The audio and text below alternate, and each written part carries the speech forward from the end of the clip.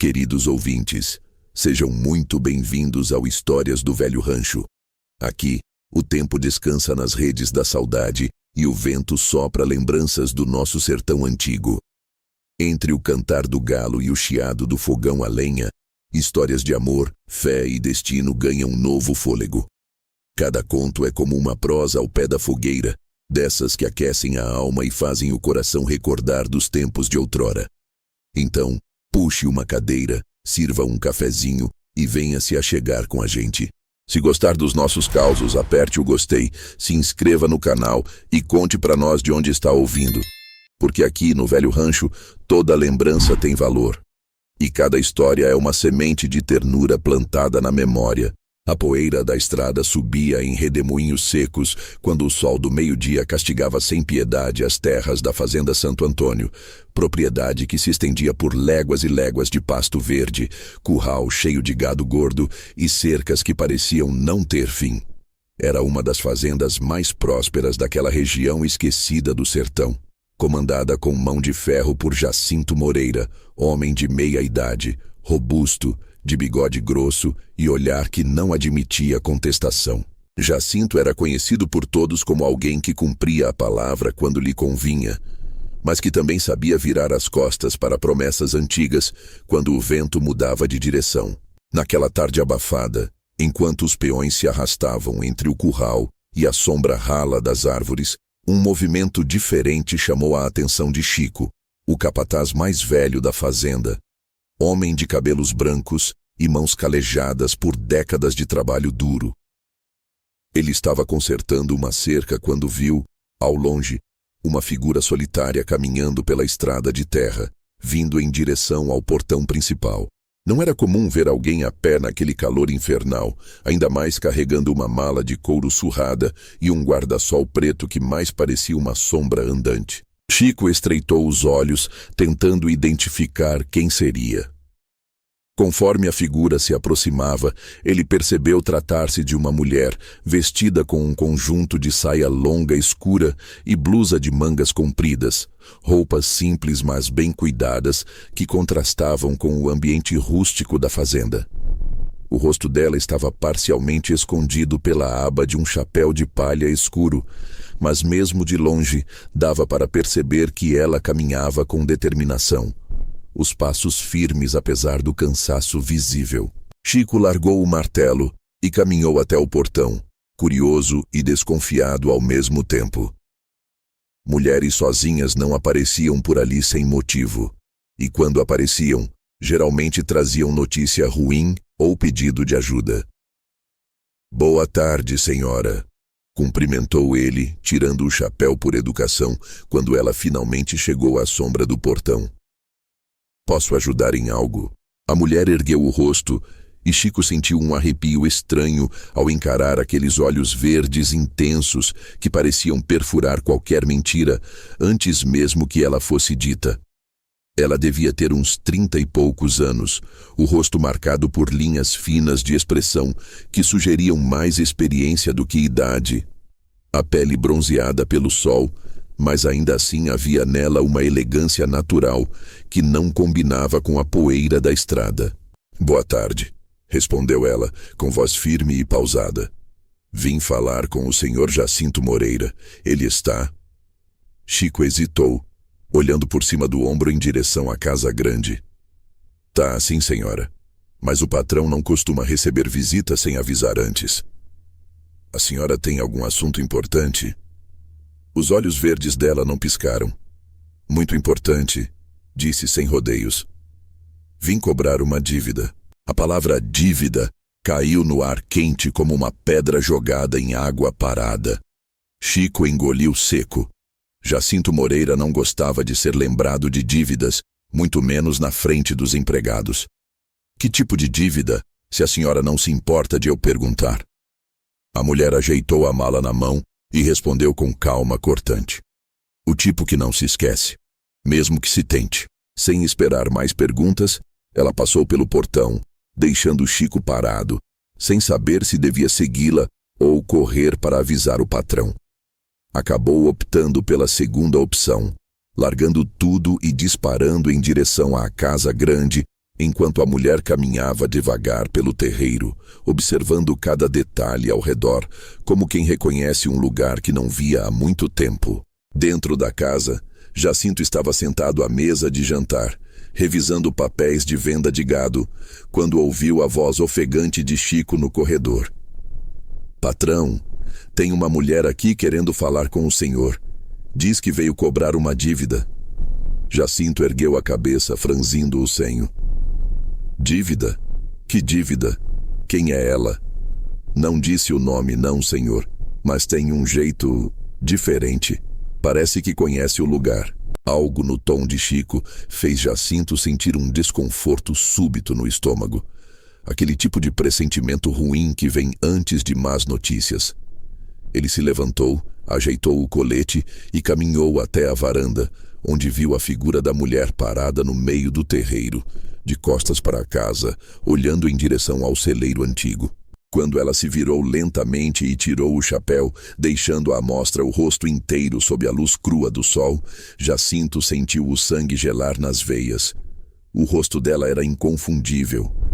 Traços delicados, mas marcantes, olhos verdes que ele jamais conseguira esquecer completamente, mesmo depois de tantos anos tentando apagar aquela lembrança. "Não pode ser", murmurou ele, os dedos apertando a madeira da varanda até os nós dos dedos ficarem brancos. A mulher deu alguns passos em direção à casa, parando a poucos metros dele. Seus olhos se encontraram, e o silêncio que se instalou entre os dois era mais pesado do que qualquer palavra. "Boa tarde, Jacinto", disse ela, com uma voz que misturava frieza e algo que poderia ser lido como dor antiga. "Faz tempo, não é?" Jacinto tentou manter a compostura, mas a voz saiu trêmula. "Amélia." O nome soou como confissão e acusação ao mesmo tempo. Ela sorriu de canto, mas não havia alegria naquele sorriso, apenas ironia amarga. "Então você ainda se lembra de mim. Achei que tivesse apagado meu nome da memória junto com tudo que me prometeu." Jacinto desceu os degraus da varanda devagar, como se estivesse lidando com algo perigoso. "O que você está fazendo aqui, Amélia?" "Depois de tantos anos, vim buscar o que é meu", respondeu ela sem hesitar. "Ou melhor dizendo, o que você me deve." A expressão dele passou de surpresa a desconfiança. "Eu não te devo nada." Amélia inclinou a cabeça levemente, como quem ouve uma mentira esperada. "Ah, não? Então vamos refrescar sua memória, Jacinto." Ela abriu a mala de couro e tirou de dentro um envelope amarelado pelo tempo, selado com lacre de cera antiga. "Reconhece isso?" Jacinto empalideceu visivelmente. Chico, que assistia tudo de longe, nunca tinha visto o patrão perder a cor daquele jeito. "Onde você conseguiu isso?" perguntou Jacinto, a voz saindo quase num sussurro rouco. "Consegui do único lugar onde deveria estar desde o começo. Nas mãos de quem tinha o direito de receber", respondeu Amélia. "Seu pai me entregou isso antes de morrer. Disse que, se você não cumprisse o que prometeu, esse papel valia mais do que qualquer cerca ou curral que você construiu em cima da minha desgraça." O envelope continha algo que Jacinto jamais imaginara que voltaria para assombrá-lo. Um contrato de dívida, assinado por ele mesmo, anos atrás, quando ainda era jovem e imprudente, antes de se tornar o fazendeiro poderoso. Na época, para comprar as terras que dariam início à Fazenda Santo Antônio, ele pegara dinheiro emprestado, não de um banco, mas de uma família humilde da região, a família de Amélia. O pai dela, homem de palavra, confiara no jovem Jacinto e lhe emprestara uma soma considerável, com a promessa de que seria devolvida com juros justos assim que a fazenda começasse a dar lucro. Mas quando a fazenda prosperou, Jacinto não voltou para pagar. Em vez disso, espalhou a versão de que o dinheiro tinha sido um presente, um favor entre conhecidos e que não havia nada devido. A família de Amélia, pobre e sem influência, não conseguiu provar o contrário. O pai dela morreu de desgosto e Amélia, ainda jovem, foi obrigada a deixar a região, carregando apenas a humilhação e a raiva. Agora, anos depois, ela estava de volta. E trazia consigo a prova que ele achava enterrada para sempre. Esse papel não vale mais nada. Tentou Jacinto, mas a voz falhava. Já prescreveu, já passou do tempo. Amélia deu um passo à frente, os olhos verdes faiscando. Talvez para a lei dos homens, Jacinto, mas para a lei da consciência, dívida não prescreve. E você sabe muito bem disso. Antes que você descubra até onde essa dívida vai. Se você acredita que palavra dada deve ser palavra cumprida, deixe seu sinal de apoio aqui. Porque o que vem a seguir vai mostrar que, no sertão, existem contas que não se pagam só com dinheiro. A noite caiu pesada sobre a fazenda Santo Antônio. Jacinto não conseguiu jantar direito, empurrando a comida no prato enquanto sua esposa, Dona Cândida, uma mulher de meia idade, de cabelos presos em coque apertado e olhar atento, o observava com desconfiança crescente. Quem era aquela mulher que chegou hoje de tarde? Perguntou ela, cortando o silêncio incômodo com a voz firme.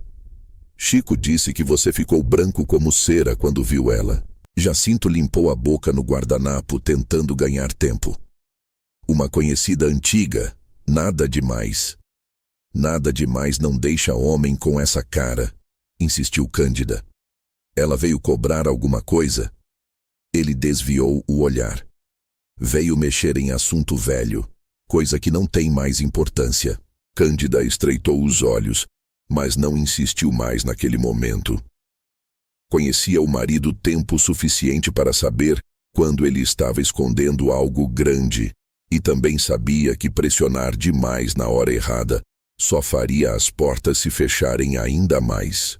Enquanto isso, do outro lado da fazenda, no pequeno quarto de hóspedes que Jacinto fora obrigado a oferecer a Amélia, por uma questão de manter as aparências, já que expulsá-la causaria ainda mais falatório, a mulher de olhos verdes abria a janela e respirava o ar da noite. Ela não tinha vindo ali por vingança barata. Viera porque, depois de anos tentando reconstruir a vida longe dali, descobrira que a injustiça antiga continuava queimando por dentro como brasa que nunca se apaga. O dinheiro que Jacinto devia não era pouco. Com os juros acumulados ao longo dos anos, segundo os cálculos que Amélia fizera com a ajuda de um contador honesto na cidade, a dívida equivalia à metade do valor atual da fazenda. Era o suficiente para tirar o sono de qualquer homem. Na manhã seguinte, Amélia desceu para o café com a mesma postura firme da chegada.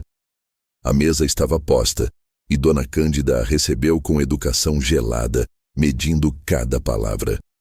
Bom dia. Dormiu bem? Dormi, respondeu Amélia sentando-se sem cerimônia. Melhor do que dormi em muitos anos, sabendo que finalmente estou perto de resolver isso. Cândida serviu o café devagar, os olhos fixos nela. Meu marido me contou que a senhora veio por causa de uma dívida antiga. Isso é verdade? Amélia tomou um gole do café antes de responder. É verdade. Uma dívida que ele contraiu com minha família anos atrás, quando ainda não era ninguém. Meu pai emprestou o dinheiro que deu início a tudo isso aqui. Ela fez um gesto amplo com a mão, apontando para a casa, para os móveis, para o conforto visível. E quando chegou a hora de pagar, seu marido fingiu que aquilo nunca existiu. O silêncio que se seguiu foi cortante. Cândida pousou a xícara devagar, o rosto impassível. E você tem prova disso? Amélia encarou-a de frente. Tenho. Assinado pelo próprio punho dele. Cândida respirou fundo. Não era mulher de aceitar facilmente que o império que ajudara a construir tinha nas fundações uma traição. Se isso for verdade, disse ela, medindo cada palavra, você não veio aqui só para cobrar, veio para destruir. Vim para receber o que é meu, corrigiu Amélia, sem desviar o olhar. Se isso destruir alguma coisa no caminho, a culpa não é minha. É de quem construiu em cima da mentira. Jacinto entrou na sala nesse momento. Os passos pesados, o rosto ainda pálido como na tarde anterior. Ao ver as duas mulheres frente a frente, sentiu o ar ficar mais denso. Cândida, deixa eu resolver isso sozinho, pediu ele, tentando assumir o controle da situação. Não, respondeu a esposa cruzando os braços. Se essa mulher tá certa, então eu também tenho o direito de saber a verdade. Amélia aproveitou a deixa. A verdade é simples, dona Cândida. Seu marido pegou uma quantia grande emprestada do meu pai, um homem humilde que confiou na palavra de um jovem ambicioso. Prometeu devolver assim que a fazenda desse lucro. A fazenda deu lucro, cresceu, virou império, e ele nunca voltou para pagar. Meu pai morreu pobre, humilhado, achando que tinha sido enganado por confiar demais. E eu fiquei com a dívida moral nas costas. Jacinto cerrou os punhos. Eu ofereci ajuda na época. Ofereci emprego. Ofereceu esmola. Cortou Amélia, a voz subindo pela primeira vez. Como se isso apagasse a dívida. Como se meu pai tivesse pedido caridade e não emprestado dinheiro de verdade. Com contrato, com testemunha, com palavra dada. Cândida olhou para o marido, esperando que ele negasse, que apresentasse outra versão. Mas ele não conseguiu. Eu não tinha como pagar tudo de uma vez naquela época, murmurou Jacinto.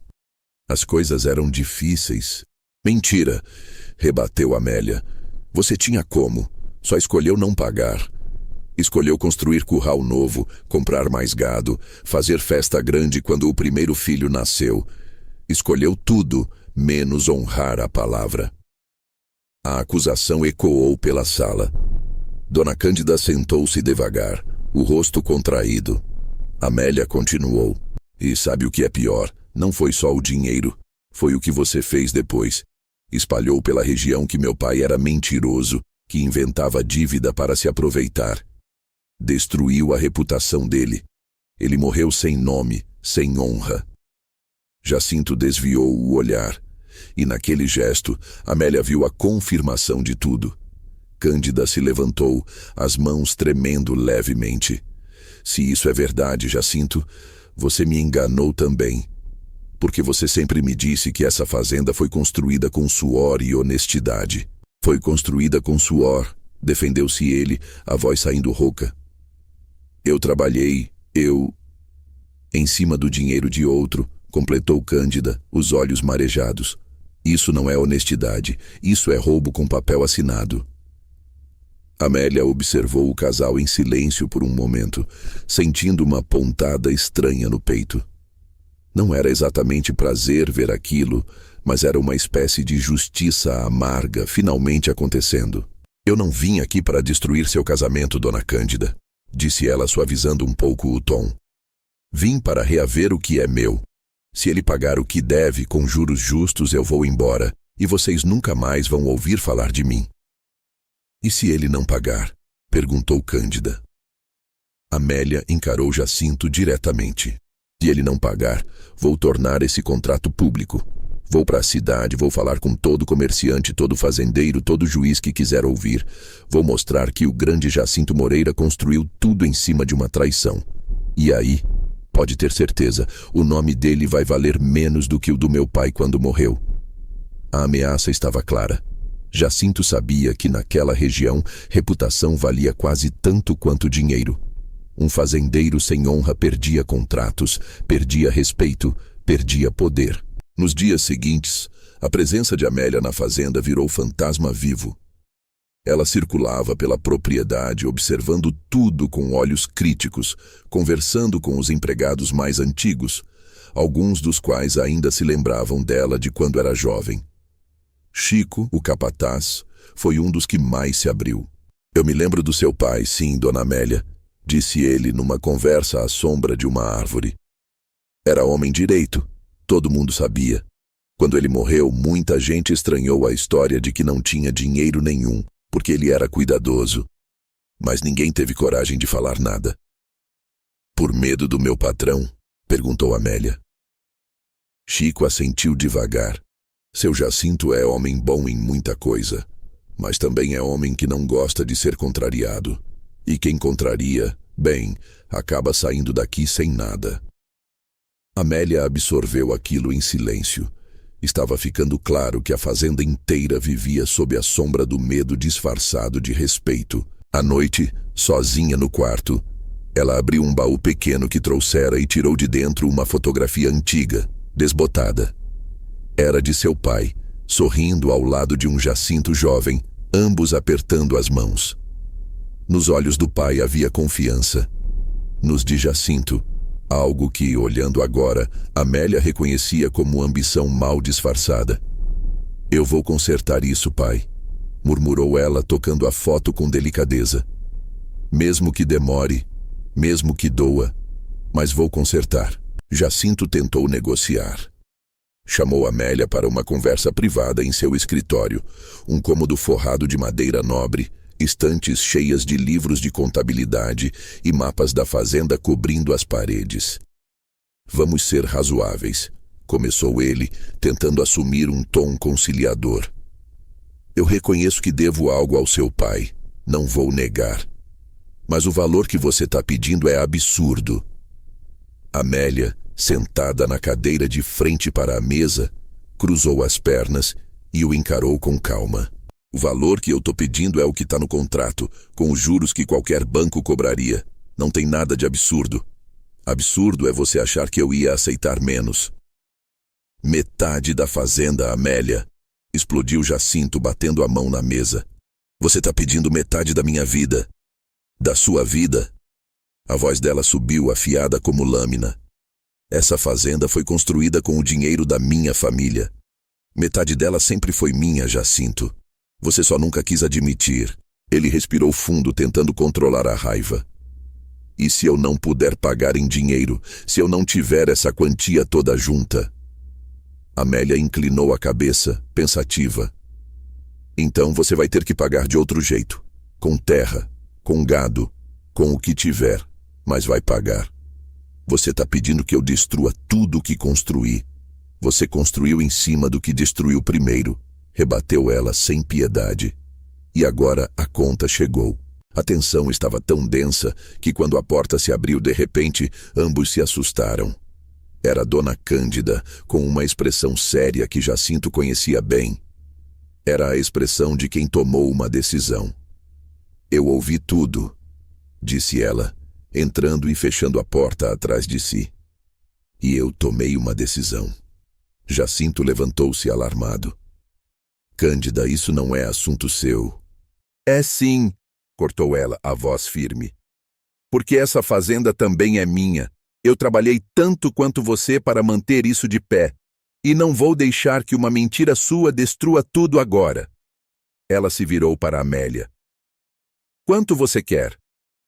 Amélia, surpresa com a intervenção, respondeu com clareza: "O equivalente à metade do valor atual da fazenda, em dinheiro, terra ou gado. Tanto faz." Cândida assentiu lentamente. "Tudo bem, então você vai receber. Mas não da forma que você está pensando." Amélia franziu o senho, sem entender. Cândida continuou: "Eu vou vender a minha parte da fazenda. A parte que eu trouxe para o casamento, que era da minha família. E com esse dinheiro, vou pagar a dívida do meu marido." Jacinto empalideceu novamente. "Cândida, você não pode."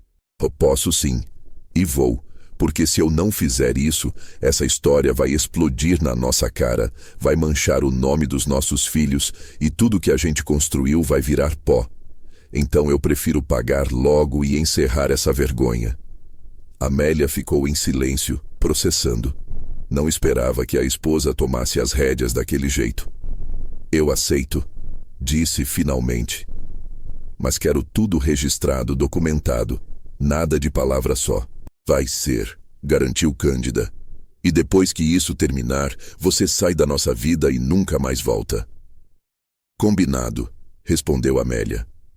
Jacinto, vendo o controle da situação escapar completamente de suas mãos, sentou-se pesadamente, o rosto entre as mãos. Nos dias que se seguiram, a fazenda inteira sentiu o peso da decisão.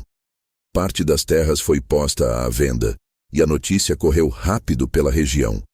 Todos queriam saber o motivo. Cândida espalhou a versão de que estavam fazendo uma reestruturação, investindo em outros negócios. Mas os mais velhos, os que tinham boa memória, começaram a ligar os pontos.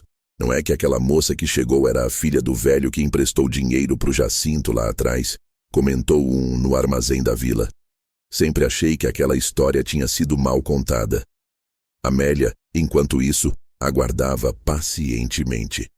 Não com prazer, mas com a sensação de que finalmente o mundo estava se ajustando, nem que fosse só um pouco. Quando o dinheiro foi finalmente reunido e entregue a ela, em moedas de ouro e notas amareladas mas boas, Amélia contou tudo com cuidado, conferiu os documentos e só então permitiu-se respirar fundo. Acabou, murmurou para si mesma. Finalmente acabou. Mas enquanto guardava o dinheiro, percebeu que a sensação não era de vitória plena. Era de alívio misturado com vazio, porque no fundo, nenhuma quantia traria o pai de volta. Nenhuma reparação apagaria os anos de humilhação. Ainda assim, era justiça. E no sertão, justiça era artigo raro demais para ser desprezado. Depois que o pagamento foi feito e Amélia guardou cada moeda, cada papel assinado e cada recibo que provava a quitação da dívida, a fazenda Santo Antônio nunca mais foi a mesma. Não é que as cercas tivessem caído ou que o gado tivesse sumido da noite para o dia. Não. O que mudou foi algo mais profundo, algo que ninguém conseguia ver de longe, mas que todos que viviam ali sentiam na pele. A confiança havia rachado. Dona Cândida, que sempre fora a espinha dorsal silenciosa da fazenda, passou a tratar Jacinto com uma frieza educada, como se ele fosse um sócio comercial e não o marido com quem dividira décadas. À mesa, as conversas eram curtas, práticas, vazias de calor. À noite ela dormia virada para o outro lado, e o silêncio entre os dois pesava mais do que qualquer briga gritada. "Você nunca me contou a verdade", disse ela certa noite quebrando o silêncio do quarto. "E eu vivi todos esses anos achando que estava ao lado de um homem honesto."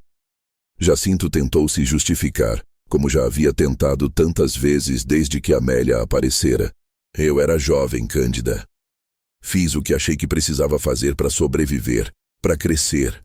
Todo mundo faz escolhas ruins quando é novo." "Escolha ruim é escolher a roupa errada, Jacinto", rebateu ela, a voz baixa, mas cortante. "O que você fez foi roubar a esperança de uma família inteira e jogar terra por cima, esperando que ninguém fosse cavar." Ele não teve resposta, porque lá no fundo sabia que ela estava certa.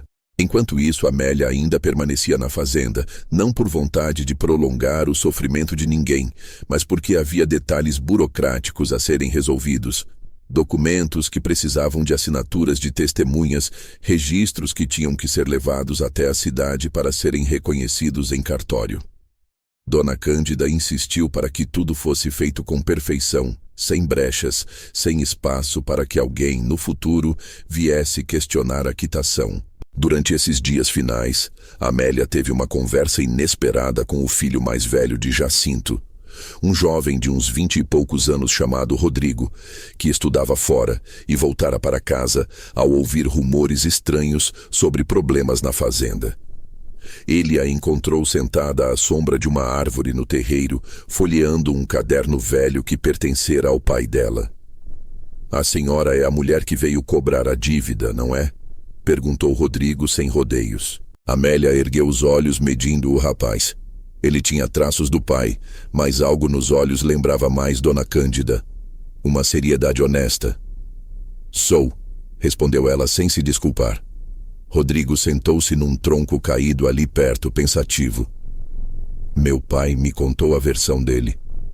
Disse que foi tudo um mal-entendido, que seu pai não tinha provas suficientes, que as coisas se perderam no tempo." "E você acreditou?" perguntou Amélia.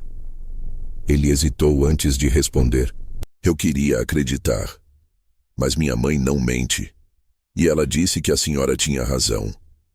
Amélia fechou o caderno devagar, olhando para o horizonte. Seu pai não é um monstro, Rodrigo. Mas também não é o herói que ele gosta de fingir ser. Ele é um homem que fez uma escolha covarde quando era jovem e passou o resto da vida tentando enterrar as consequências. E agora? Perguntou o rapaz. O que a senhora vai fazer com esse dinheiro? Amélia respirou fundo. Vou reconstruir o que meu pai perdeu. Vou comprar um pedaço de terra longe daqui e começar de novo.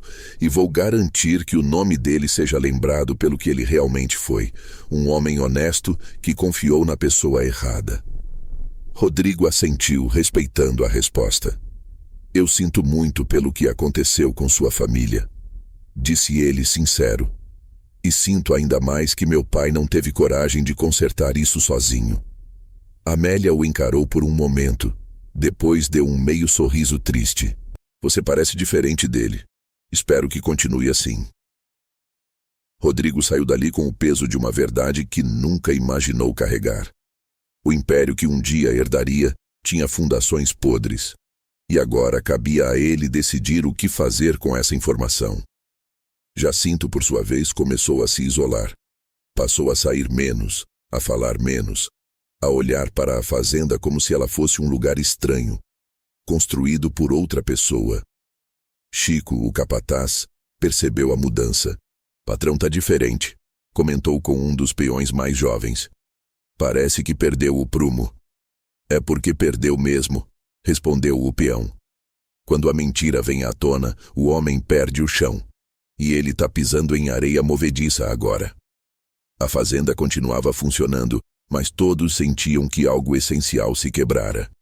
E quando uma estrutura racha por dentro, é questão de tempo, até que o exterior comece a ceder também. O dia da partida de Amélia chegou numa manhã fria e nublada, o tipo de manhã em que o vento cortava a pele e o céu parecia mais baixo. Ela arrumou suas poucas coisas na mesma mala surrada com que chegara, guardou os documentos assinados num envelope de couro reforçado e se preparou para deixar aquele lugar de uma vez por todas.